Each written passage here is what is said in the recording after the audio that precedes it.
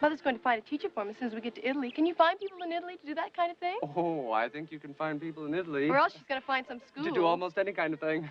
He's only 10. He's going to college. Have you been? Yes, in Geneva. Oh.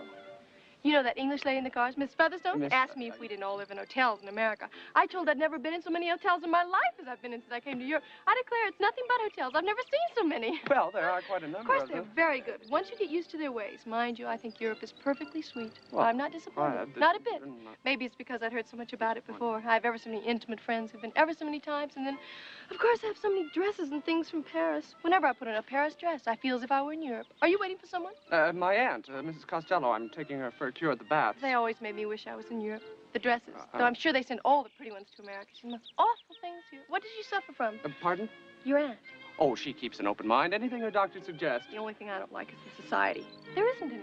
Or if there is, I don't know where it keeps itself. Do you? Well, I think you I suppose there's some society somewhere, but I haven't seen anything of it. Are you going to take the cure, too? Oh, I hope I don't need it. Well, I'm very fond of society. I've always had plenty of it. I don't mean only in Schenectady, but in New York.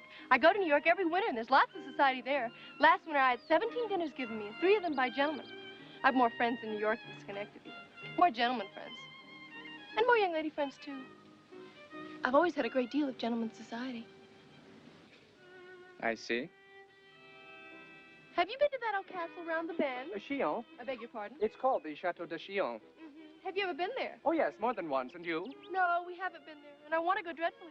Of course, I mean to go. I just wouldn't leave without seeing that old castle. Well, you can drive, you know, or take the little steamer if you like. That's what Eugenio says, our courier. We have a courier traveling personally with us, making all the arrangements, all that sort of thing. His name is Eugenio. He's the most fastidious man I ever saw, but he's a splendid courier.